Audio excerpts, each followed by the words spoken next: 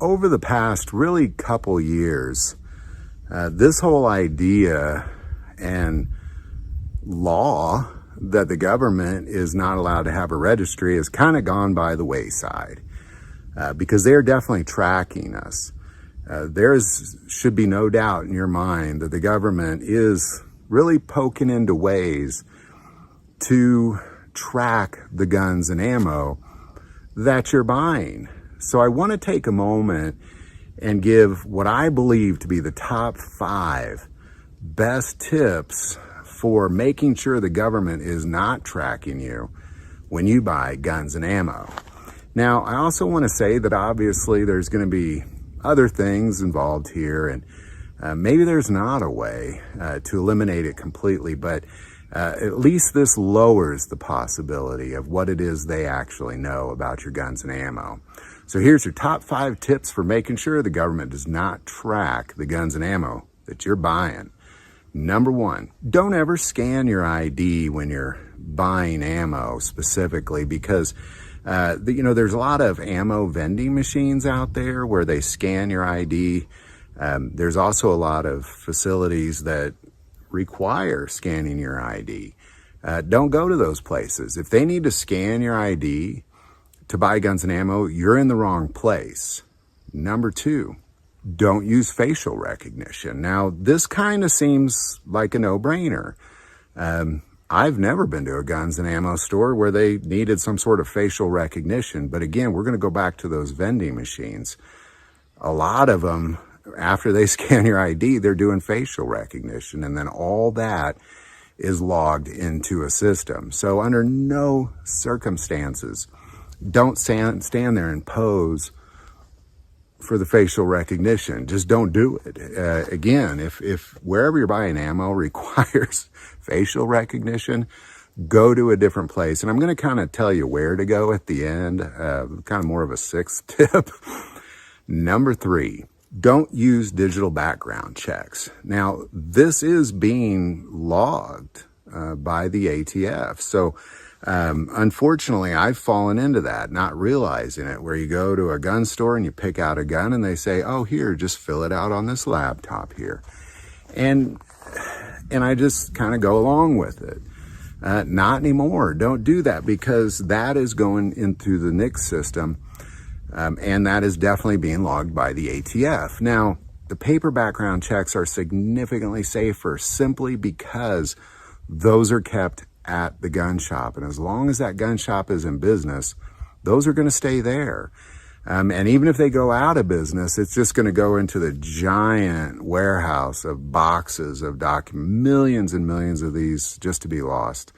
Some of those facilities that the ATF has for these paper documents kind of look like the last scene of Raiders of the Lost Ark. It's not going to be found. Number 4, don't use credit cards. This is the biggest one, simply because Visa, MasterCard, and Discover are all using a red flag system now. Gun stores have a different code. If I go in a gun store and I buy a couple thousand rounds of ammo and swipe my MasterCard, they're going to red flag me, and then they're going to send it to my local sheriff. And if you don't think it happens, in 2022 alone, there were 5.1 million red flag alerts sent to sheriffs throughout this country. And if you're leaning on, you might say, well, my local sheriff, he would never do that. He'd never turn that red flag over to the ATF. You're just one election away from having a different sheriff, by the way, as well as many of us live in counties with crooked sheriffs. So just keep that in mind, that don't use your credit card. Just, use cash. It's just as good as money.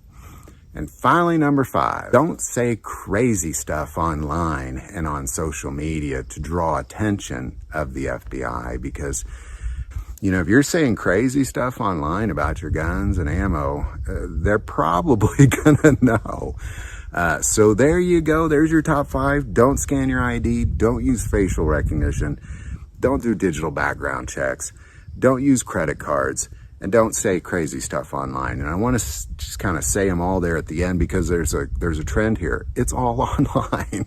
When you're buying guns and ammo, stay offline. Now, A lot of you bring up the concept of ordering guns online, but those get shipped to your local FFL, so that's not part of that whole system.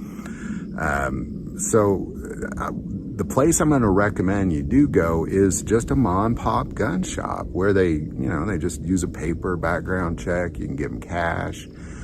Maybe you can trust them because you know them well. But that's what I'm going to recommend. That's the best way you have to avoid any sort of tracking by the government, is just to make sure that these online things, just stay away from them. When you're buying guns and ammo, just simply stay away from them. It's really not that complicated. So again, don't scan your ID, don't use facial recognition, don't use digital background checks, don't use credit cards, and don't say crazy stuff online. So any thoughts or insight on any of this, definitely put it below. I know there's obviously little cracks and errors in my ways when I talk about this particular subject, but anything you can do to lower the chances of that sort of thing happen is definitely going to be for the better. And I strongly believe that as long as you're staying offline, just at no point using any sort of digital footprint when you're buying guns and ammo, the better. So any thoughts or insight, especially that insight, definitely put it below. I do want to take a moment and say that most people watch this channel, they're not subscribers. Click that subscribe button. Greatly increases the algorithm and our ability to get these messages out. That link is below. But the most important part of this channel is we take prayer requests. So don't ever hesitate to send that in. This channel, it is a ministry to me. I've had people from all over this country say that they came for the guns and they got God, and that's really what it's all about. So truly, I'm a praying man. Never hesitate to send that stuff in. Thank you for watching this episode of God, Family, and Guns. And as always, love God, love your family, and love guns. As many of you may or may not know, about a year ago, I was dealing with a very serious heart condition. And through some procedures and a dramatic change in my lifestyle, I've found my way to a whole different level of health.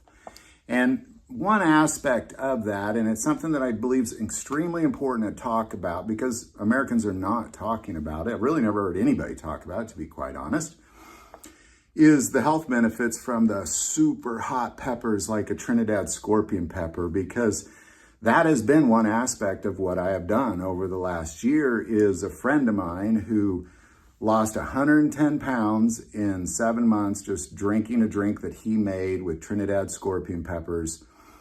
I've been doing that as well. I saw how it changed him. I wanted in on that. And what it has done is, it's been one aspect of it. Of course, diet, exercise, that sort of thing is very important as well. But what this has done is not just allow me to lose weight, but I sleep better. I have a better outlook on life. I was actually having lunch with the guy that makes this the other day, and his brother committed suicide. He was dealing with addiction, he was dealing with depression, and he committed suicide. And my friend believes wholeheartedly, had he invented this drink before that, he would be alive today. And I kind of question that, like, well, that's a big statement to make. But ultimately what he's claiming is the capsaicins in those super hot peppers really satisfy your pituitary gland, which is the basis of addiction. And if you watch Johnny Schofield on YouTube, check him out. But he's fought addiction, and now he's addicted to hot peppers instead because it satisfies that same desire. So I think it's important to talk about better outlook in life, sleep better, lose weight, fight addiction. The link's below. Check it out. Just drinking Trinidad scorpion peppers, and it is hot. I'll give you a little warning, but he's taken out the binding agents that, so when it's hot, it's only hot for like a minute or two. It doesn't burn for hours. So there you go, man. I couldn't put down Trinidad scorpion peppers. This is how I do it. That link is below.